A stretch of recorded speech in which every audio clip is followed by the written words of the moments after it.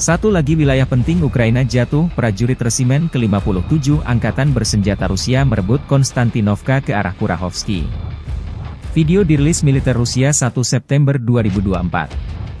Prajurit resimen senapan bermotor ke-57 dari Divisi Senapan Bermotor ke-20 dari Pasukan Gabungan Pengawal ke-8 Angkatan Bersenjata Rusia membebaskan pemukiman Konstantinovka di arah Kurahovsky. Di pemukiman ini dan sekitarnya tidak ada lagi jejak dari pasukan Kiev.